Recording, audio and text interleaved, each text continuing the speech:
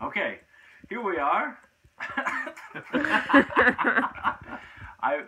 I'm Phil, one of the founders of Feline Mint. I'm here with my cousin Jeremy. He actually came to me recently over the last couple of weeks. He's starting to take an interest in kind of preparation stuff, some living off the land, stuff like that. And he wanted to ask me a little bit about silver because he knows I'm a big time collector, I guess. So he had some questions, and I thought this was a great opportunity to share a little bit I do know with other people that may be interested in the same thing. So this is the kind of stuff I wish somebody would have told me when I first started collecting, because I had no idea. I just bought a little bit of everything, and I probably made some mistakes along the way, paid too much along the way, and wasn't focused. So this is the stuff people probably want to know. So the first thing you want to consider, I think, when you want to invest in some silver is why you want to do it. What are you really trying to do? Are you one of those people that think the shit's going to hit the fan, that paper money's not going to be worth anything, and you want some good hard assets? You just think things are still going to be normal, nothing terrible is going to happen, but you just realize that silver is increasing in value, and if you watch the trend lines, that one day it's going to be more valuable. Or are you coming from more of a collector mindset? You're a coin collector. You want some nice pretty things. You like the way coins look, or kind of just somewhere in between, or a balance of everything. These are the things you want to consider a little bit when you start investing or buying silver, because different things may appeal to you, right? Yeah. So if we want to go through some examples here of different types of silver, so when you talk about your lowest value, but maybe most bang for your buck, would be what people refer to as your junk silver. So this is things like, if you can get old silver cutlery, that would be your junk silver. These are most of the big countries used to make coins out of silver. So the U.S. had all kinds of different denominations of 40%, 50%, 80%, 90% silver. So these are old Canadian silver halves. So they have 50-cent face value in the late 60s, I think 67. And they stopped making them with silver content because they realized that the silver costs way much more than the coins do. So these, depending on spot price, you can usually get anywhere, what they'd say, face value times usually about 10 to 12, 8 to 14. I mean, it fluctuates on spot value. I think somewhere you're looking around 12 to 13. So that would be these. The nice thing about these is that you can get them usually cheap, like at spot, under spot, depending on what you want. And then if you are of the more prepper mindset, or this kind of stuff, that this is what we're going to be bartering with, this is a good denomination to be buying your bread or your milk with, because this is a good amount to barter. So if these are 50-cent pieces, they came 90% silver, they probably got maybe $5 of silver value in them. And then when you start moving up, what you call generic bullion, things like generic minted bars. These are examples of some 5-ounce bars. Or your kind of generic rounds. These are minted by one of the big private mints. Nothing too exciting about them. They got a little bit of shine.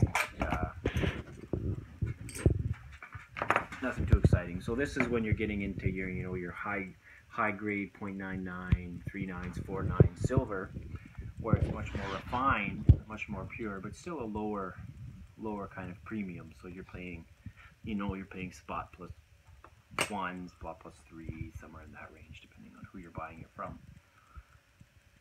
And there, so these would be, spot value, $20, and then when you start getting up the bigger and bigger bars, this is where you gotta also consider what you're buying it for, right? If you just think silver is gonna be worth a lot one day, and you're okay knowing that if you buy a 10-ounce bar or a 100-ounce bar, that you're gonna pay less premium per ounce. But at the same time, it's going to be much harder to sell. So unless you're selling it to, somebody big who's got thousands of dollars to buy one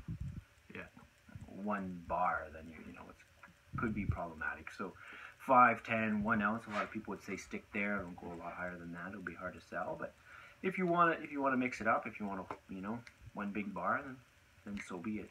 So something to consider. Lots of times you can get the small, if you wait for sales or you watch close, you can get the small denominations for not too much more, And then you start moving into, you know, these are just some examples of some government minted coins, they would call them. So they're 99 silver. These are just some of your standard maple leafs here. So your Canadian maple leafs. Every year they mint one. You know, they're pretty basic. They carry a little higher premium than generics, but some people prefer them. Some people feel more comfortable with them, that they're backed by the government, you know. So, but they're still kind of in that generic bullion category. You start moving towards more of a collector's item, then you're talking about more of a numismatic piece, or what some people refer to as kind of a semi-numismatic. So there are things like these here, where the government mints will mint, you know, certain strikes that they'll charge, you know, a slightly higher premium. So at one point the Canadian Mint did a Birds of Prey series. So you can see there's these 4 Birds of Prey. So they're still government minted, you know, generic bullion, but you may pay, instead of spot plus 3, you'll pay spot plus 4, spot plus 5. You know, so a little bit nicer, a nice way to add a little bit of diversity, you know, without getting too crazy. Yeah. And then when you start moving down the line, you get into your real numismatic things. So you can get to like really fancy stuff, like kind of the high-end coins the mints, the Royal Canadian Mint's making.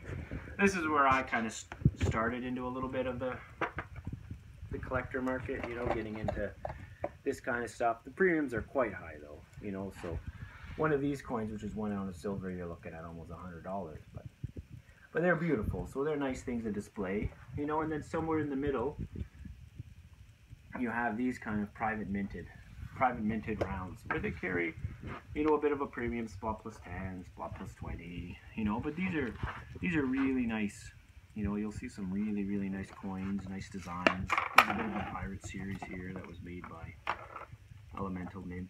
They're still working on those, so those are really nice things, a nice way to add to silver, you know. So depends on what you're looking, you know. Overall, when I started, I wish somebody would have explained this a little bit to me. I would have bought, you know, a whole bunch of this, a little bit of this. Instead, I kind of bought a little bit of this, which, you know, or kind of, you know, I went on Silver Global, which is one of the big Canadian retailers. Yeah. You can go and buy that, and I kind of bought 10 of each of these, and it didn't make any sense, you know. Now, if I would have bought 50 of these and 1 of each of these, you know, I think is a good way to start. But it depends on what you're interested in. So these are your options. These are quick introduction. You can start getting quite a bit deeper, but you know, just a quick once over. So hopefully you learned something.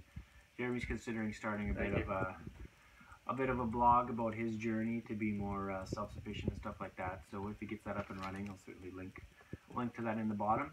Otherwise, I hope you learned something. If you want to hear more or any comments, feel free to put them down at the bottom. And hopefully the first video turned out okay. Thanks a lot for watching. Thank you.